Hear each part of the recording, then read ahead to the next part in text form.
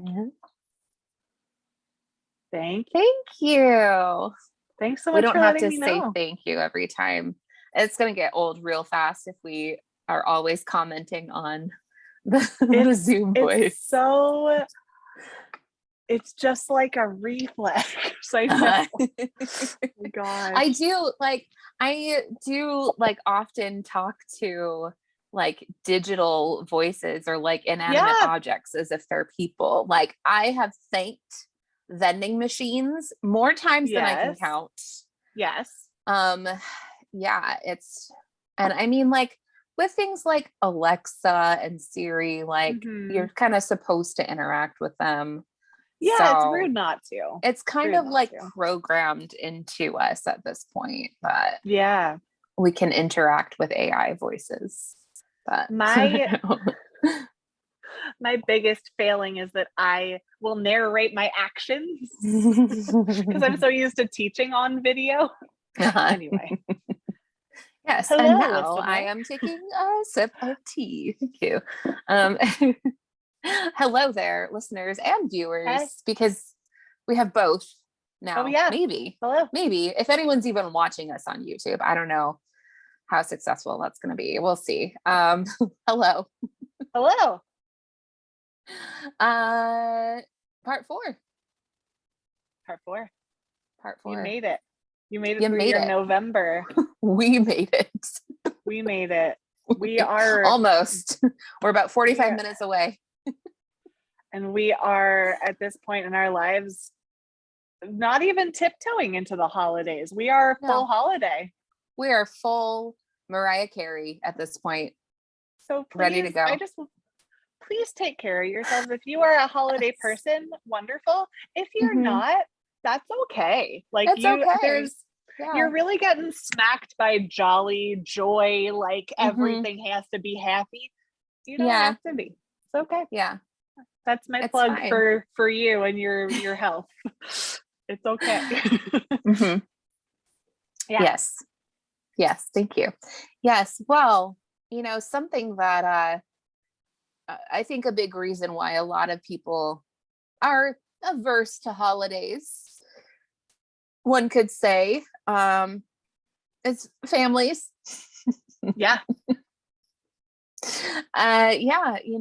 That's kind of a big thing. So like people have like Friendsgiving instead of Thanks. I think some people have both. Like some people have Friendsgiving and which like that just seems like a lot of stress.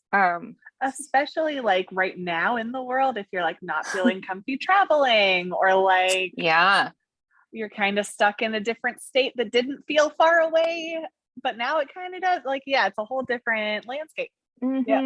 Yeah. Anyway, families are great and terrible at the same time. All at the same time. And, we are still talking about Knives Out. Yeah. So I am speaking of the Thromby family in the feature motion picture film Knives Out. In the talkie. The talkie, yes. Go to the pictures. That's great. So we're talking about the Thromby family in Knives Out. They are very dysfunctional. I feel like we might get certain moments where it feels like they like each other, but most of the time it seems like none of them even like each other.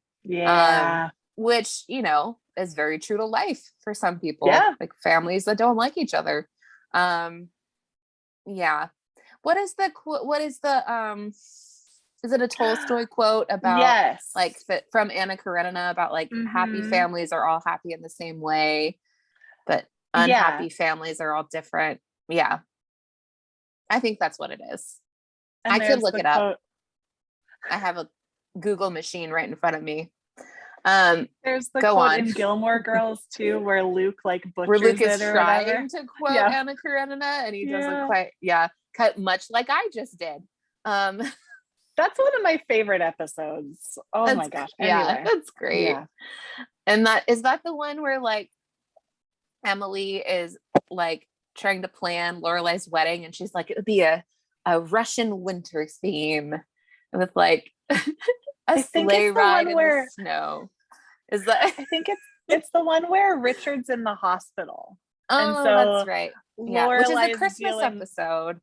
And Lorelai is dealing with like not having had a happy relationship with him, but also being like worried about him. Because it's still your family. And there's still, even though it's complicated, there's still, you know, some kind of emotion there. I'm gonna need to rewatch that episode. I did not mean to derail you. Go right into it. I fully started the derailment myself.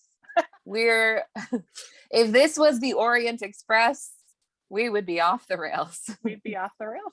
That's okay. Okay. Yeah. So we're talking about dysfunctional families like the Thrombeys. I just wanted to throw out a few of my favorite dysfunctional families in movies. Maybe you have some too. So the Bluth family, Arrested Development. Yes. All of the families in Game of Thrones, to be quite honest. All of them. There's not a healthy family in there. I mean, the Starks might come the closest, but they've got a lot of secrets. Got a lot of skeletons in the closet that, you know, not completely, not great. The Tenenbaum family from the Royal Tenenbaums, which is my second favorite Wes Anderson movie. What's your first favorite? Moonrise Kingdom. Yeah. Oh, love that movie. Yes. Yeah. The McAllister family in Home Alone. Yes. Holiday classic. Moira Rose's first family before she meets Johnny. Mm-hmm. Kevin. Keep the change, you filthy animal. Okay, I'm just gonna go watch Home Alone. I'll see you later. I know. I'll see you later. Okay, bye. Bye. Have you seen Death at a Funeral? No. Either the original 2007 British film or the 2010 American remake starring Chris Rock. Yeah. Both of them are great. I think I like the British one better just because it's the original, but like they're both good. Peter Dinklage is in both of them and he plays the same role in both. Interesting. Just like to note that. Wow. That's great. Yeah. So like Death at a Funeral. So like in the British version, it's Matthew McFadden is like the main character, and in the American one, it's Chris Rock. And so like the family patriarch passes away, and so then like the main character is dealing with like their dysfunctional family as they all come together at this funeral. So like has kind of like Knives Out kind of has those vibes. It's really interesting. The family from Little Miss Sunshine with Toni Collette was actually in as the mom. One of my all-time favorite dysfunctional families. That you movie. Got Steve Carell. Yeah. You got Greg Kinnear. A very young Abigail Breslin. Yeah. We should do a series on Little Miss Sunshine. That's great. There's so much in it. I love a dysfunctional family. Yeah. I really do. There's so much you can do story-wise. Yeah. With like relationships and character. Yeah. And it's so relatable too, because like and like even in like, you know, like more healthy, happy family relationships, there's still gonna be, you know, some stuff that you deal with.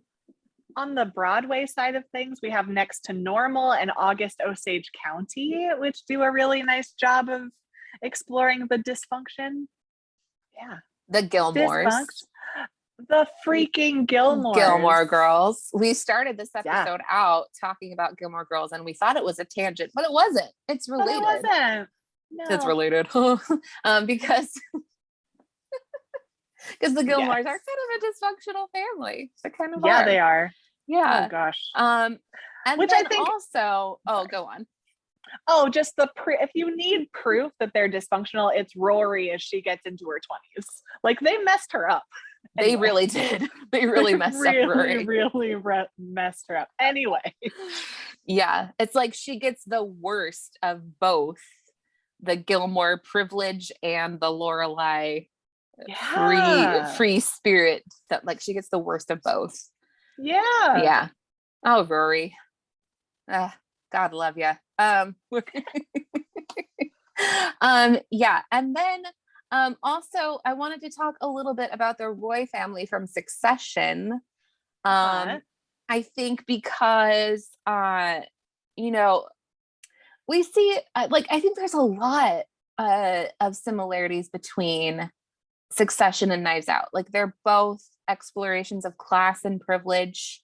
And how like, you know, both of those things kind of warp people's personalities and, you know, turn them into not great people most of the time.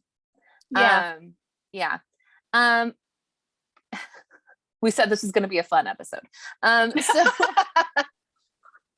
but it is fun. Like I kind of think I also kind of think of Succession as like the drama version of Arrested Development, because that's also a very like a similar like family dynamic.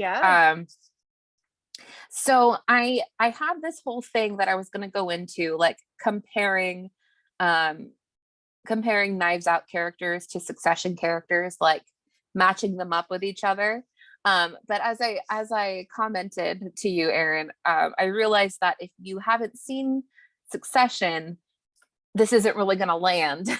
So, but I got most of the ideas from an article in the Ringer that we can link. So I'll link it in the show notes so you can go read that article. If you're into Succession, you can go read it and see what you think. But I did just want to talk really quickly about one of the comparisons in here. You don't even have to talk quickly. You could talk at length. At length. So Harlan Thrombey, of course, the patriarch of the Thrombey family, and Logan Roy, who is sort of his counterpart in the Roy family in Succession. Like this is like kind of the obvious comparison to make because they're both the patriarchs in their families.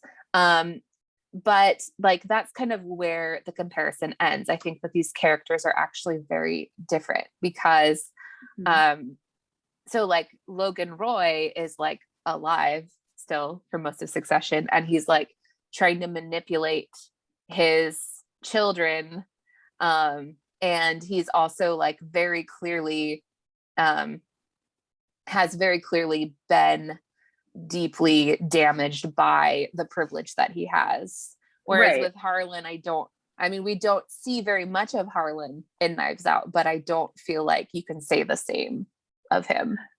But I also wanted to talk about that comparison because in this article where they have like all the matches in this Ringer article, there's a great quote when it's like describing Harlan Thrombey as, you know, like he's a mystery writer.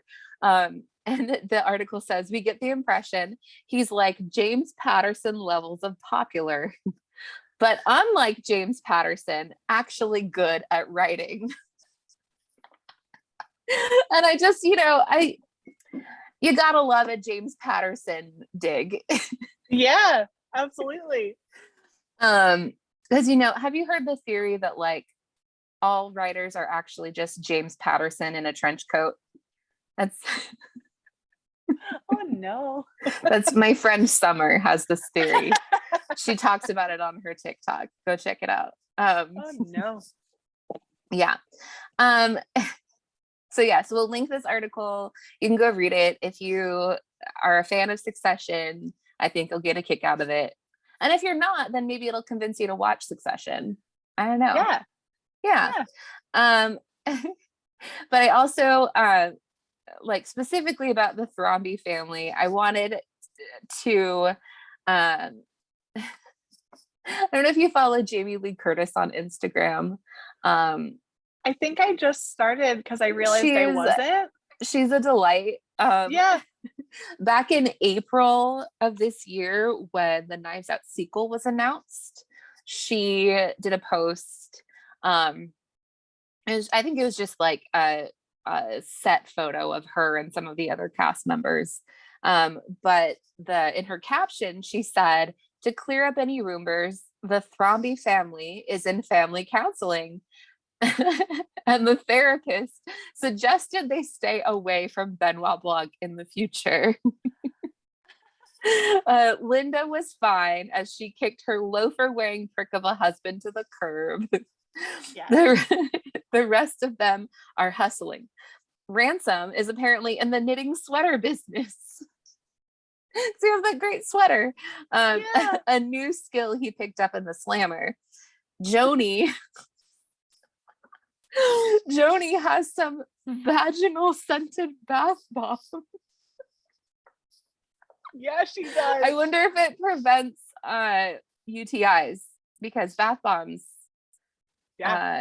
cause UTIs. So by the way, sign me up for that. Oh my gosh. Right. For a UTI. I would buy that product. No. Yeah. Walt is self-publishing his memoir. None of us will be joining Mr. Blanc in Greece. As the family spokesperson, we wish the filmmakers all our best in their new venture. Yeah, so I like that she is kind of like, she's kind of, like addressing everyone's issues. Like, yeah, it's like this family, because they definitely do need like some, not just family counseling. They could all use some like legit counseling. You can't, in this case, I don't think you can do the family counseling without the separate meetings as well. Yeah. Which, no shame in that whatsoever. No, goodness, no. Oh everyone goodness. could use help. Yeah. I think it should be mandated. I think we should all have to go because it's so helpful. Anyway, I just keep derailing you. I'm sorry. No, that was it. That was just the dysfunctional families. And why there's so much fun in fiction. And I think it's because like we all experience some level of dysfunction in our own families in real life. Yeah. And so then to see it in fiction, in a movie or in a book where it's kind of turned into like a therapeutic kind of way of, like there's humor and it's a way of kind of like what am I trying to say here?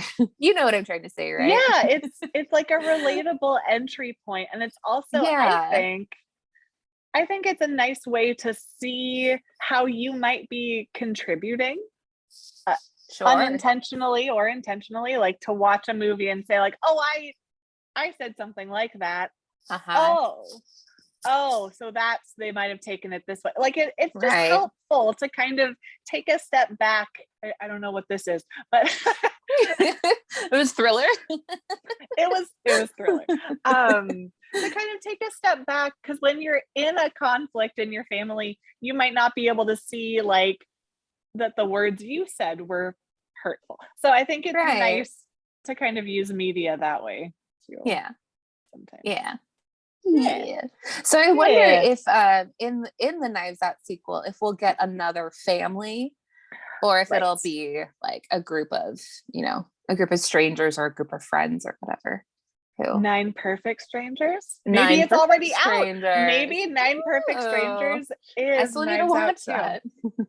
9 Perfect Strangers is Knives Out too. Yeah, totally. Knives Out also. Also, our knives are out. Knives are also out. Knives are also out. So who's derailing us now? Okay. So a huge part of this movie is the dysfunctional family and the home that they are all fighting over, this family home. Yeah. And it turns out there's a bunch of famous old creepy estate homes. 'Cause I think as you enter the world of the Thrombeys, our first shot is of their creepy, austere home, yes, right? I love it. As the point of view of whoever's climbing the gate and the dogs are coming in. Again, because I can't think of the name of the character, but I think it's such an important like first shot of the movie, and it made me curious about some real old creepy estate homes for people with far too much money and some secrets to hide. Yeah. So You're I gonna tell me about them? No, we're done. Okay. I'm gonna go. All right, bye guys. I gotta go. So yeah, there's a few that are like, there's so many of them, but I think this was also a harder thing to research because like the details of the homes are sometimes still hidden or sometimes they're being kept secret or whatever. So I found some kind of high profile ones that I wanted to share today. So the first one is the Singer Castle is what it's called. It's the home of Frederick Bourne, who's the president of Singer Sewing Company, which is a pretty big, at least it used to be a pretty big kind of staple. And now, I mean, it still is, like, they're obviously still being made, but like, it's not as like, the notoriety has kind of faded a little bit. Yeah, but well, because like most people don't sew their own clothes anymore, so they would have no reason to own a sewing machine. Yeah. But that doesn't mean Frederick Bourne doesn't have a whole lot of money. So I'm pointing a lot again. So he purchased a whole area known as Dark Island in New York. Oh, well, that sounds cheery. Yeah, I think his intentions were not as joyous as they might have been. And this home has everything. I feel like Stefan. This home has everything. It has your classic kind of garden variety creepy home accoutrement. It has, I am just French today. I don't know what's going on.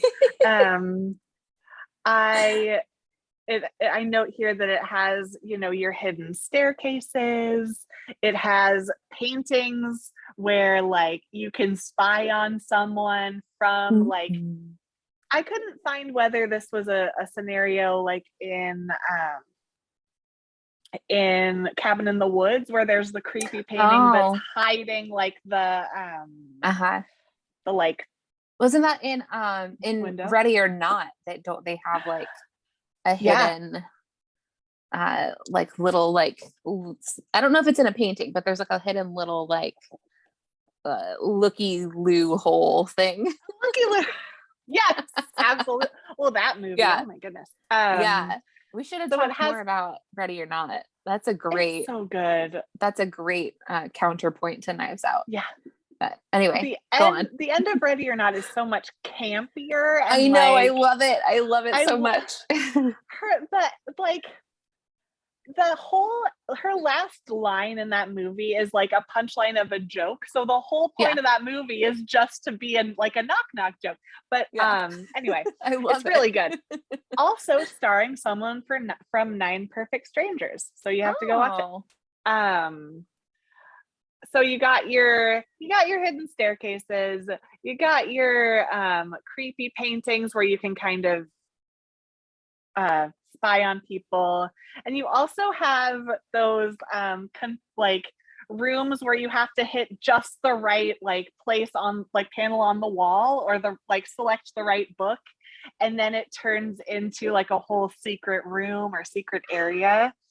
And in this case, it was a series of wine cellars. So wine cellars underground, which makes sense because they're kind of high vaulted and airy spaces. So that's your Singer family home on the Dark Island. cue thunderstorm noise. Then we also have Darwin House. So Darwin House is owned by John Darwin. I don't actually know who that is. Do you remember the kid named Darwin who would come to the museum all the time? I'm sorry. Please go on. Yeah, I do. I wonder what he's doing now. We have a guest that I just had to. Oh, hello there. Still on the show. You can't talk about a creepy house without your fluffy cat. So John Darwin in 2002, so this is a lot later, John Darwin was reported missing from his home in Hartlepool, England, and an investigation began. So British, Hartlepool. Isn't it? Such a British name. I love it. So an investigation began to no avail, and Darwin was pronounced dead. So they had just believed that he had died. And 5 years later, 5 whole years, calendar years later, what? John Darwin wandered into a police precinct, and it was discovered he was in a secret component of his own home for those 5 years. So he like the entire time, that entire 5 years, he was in. So it turned out. So it wasn't like sometimes he came out and people just didn't notice that he had come out. He was presumed dead. No one had seen him. He was done. It was over. And then it turned out that his home connected directly to another, something that had formerly been another like apartment and had turned into a hotel. So he had been hiding out in like a secret other apartment complex, and he would stay there during the day and then come on back to where his wife knew about so it was intentional. Okay, yeah, gotcha. So okay, I was like, this is sounding like Parasite. right It's like she keeps her husband hidden in the basement. It's like all of those stories. Oh my gosh. The couple claimed £250,000 in pension, insurance, and my gosh, they thought they got away with it. Okay. I need a movie about this, or at least like a documentary. Yeah. Like, yeah. What? Oh my goodness. I know. Like, and they were eventually, found guilty of insurance fraud. So less of like a detailed, ornate, spooky home, but still it got the insurance fraud done, It got the job done. It got the job done. Sorry, my cat was trying. And so he just wants to be a star. He does. He is, let's be honest. He is.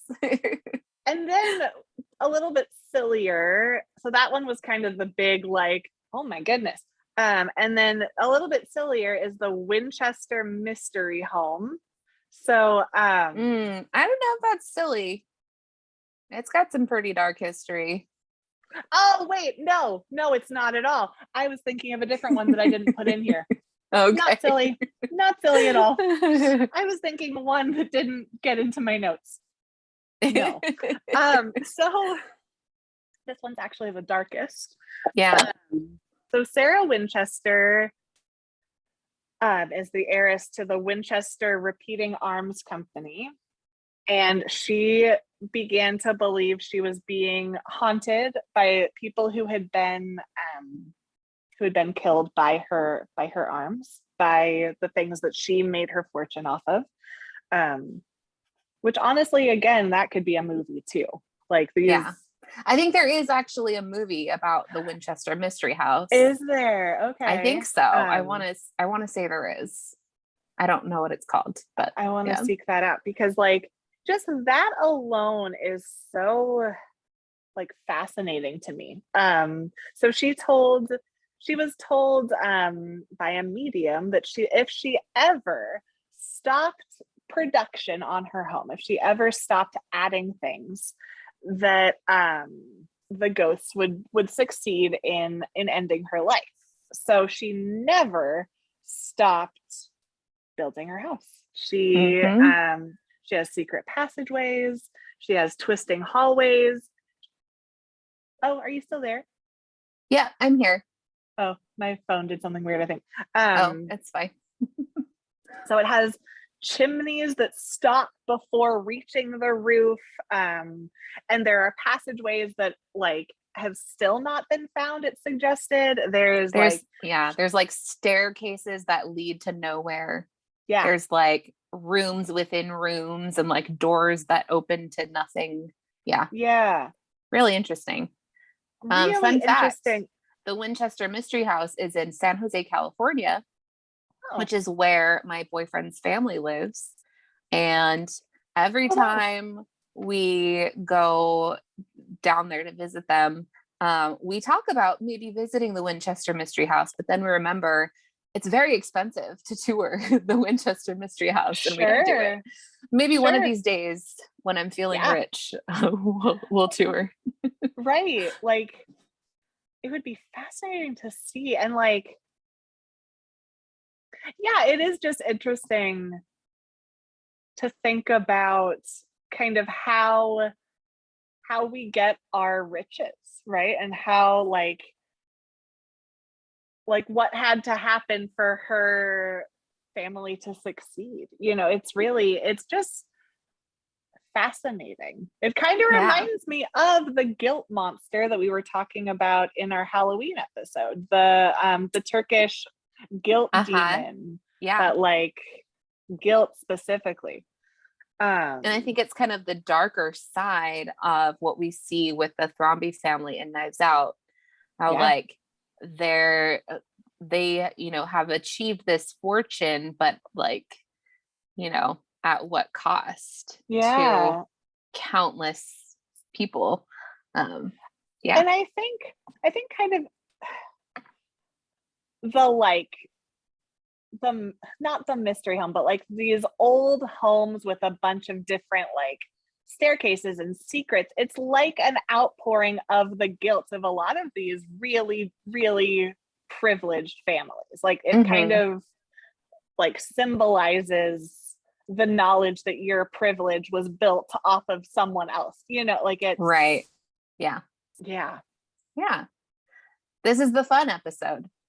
This is the fun one. No, that's really, I like that. No, that's really good. That's really true. And like there is like the fun side of that too, like the fun like whodunit mystery stories in houses that have secret passages. And every mystery does need a villain, so we get them. And Knives Out has like 7 villains, so it's lousy with them. It's got so many. Anyway, which villain were you in the quiz? Of all of the villains, I was Jamie Lee Curtis. Linda. I think she's probably like the least bad villain. Or like, or at least we don't see her villainy. That's true. We don't see as much of it. It's kind of like benign villainy, like petty villainy. And I think we also like we sympathize with her more than most of the other Thrombeys because of like her situation with her husband, and she also seems like she's the one who has has worked the most too. So you feel like she's at least, she's not like entirely deserving of everything she has maybe, but she's at least a little more deserving than the others. I don't know. It's easier because she's, I think, one of the ones where she loves Harlan the most. Like we're kind of given like she loves her father is one of the first descriptions that we get of her. Whereas other people, it's kind of muddy about the relationship they had with Harlan a little bit. Yeah. That's true. Yeah. Yeah. So you're Linda. Which I just think Linda Belcher. But the least dysfunctional family I can think of is the Belchers. Oh, yeah. They have it on, they're ready. They're fine. Yeah. Who did you get? I'm Benoit Blanc. Yes. Just perfect. Yes. I'm exactly like him. Like this says, the description says you're extremely perceptive and smart, so you love puzzles. Yes. You're great at sussing out liars. Also willing to give people the benefit of the doubt. I feel like it's pretty vague. Like, I feel like most people would say, like, yeah, I'm good at sussing out liars, and I give people the benefit of the doubt. It's very generic. That's fine. That's fine, BuzzFeed. I would cast you as the Benoit Blanc character, though. I would do it. Call me Hollywood. Call me Hollywood. Yeah. Yeah. Well, we did it. We did a Knives Out. We did a Knives Out. Let's do the Knives Out. That should be like a very scary dance. Okay. Well, like David S. Pumpkins. Yes, exactly. Okay, we did Knives Out.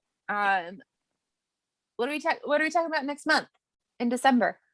Well, it has to do with Wrinkles in Time. Wrinkles and Time? Uh-huh. Okay.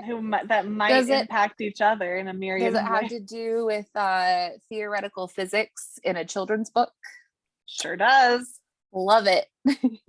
Does it have like the scariest thing I remember from my childhood? Yeah. Yeah. Yep. That whole concept, that, like, the whole legit thing terrified me. It was great. Terrifying. Yeah. Oh, surprise! Your dad's gone, and we're gonna go to Camazotz. What? Yep. Yeah. We're talking about, Rhonda, one of the first, like, outside of like Gilmore Girls, one of the first books that you and I were like, Wrinkle in Time. Like you know what I'm trying to say? Like, it was very formative to both of our childhoods. We have learned this. Yeah. And then when the movie came out, a few years ago, that was, a great time. Yeah. Yeah. We read it in book club at the moment. We read it in book club, and then we went and saw the movie, and Mindy Kaling is in it. So Mindy Kaling is in it. Yeah. So we're talking about A Wrinkle in Time. Yeah. And it's gonna be a good time. I think it's a good one for December because it's comforting, and like it's one of, it's like what you want to curl up with. Yeah. In the cold weather. So yeah, I think it'll be good. It'll be fun. Yeah. We'll do some cool stuff with that. We'll talk about it. Figure it out. We'll figure it out. So yeah. Join us. Join us for that. Other places where you can find us would be I just tried so hard to say Pinterest in my head. I was like, that is not the word. We don't have a Pinterest, but maybe we should. My brain was like, say Pinterest. It's like, but that's coming. Not it, Instagram and the blog. And I plugged this last time, but go follow Rhonda on Twitter. On Twitter. You can follow me on Twitter if you want. Do that too. But her TikTok is blowing up, so go do it. Okay. And yeah, thanks for joining us for Knives Out. We'll see you next time. Okay, bye. Bye, friends.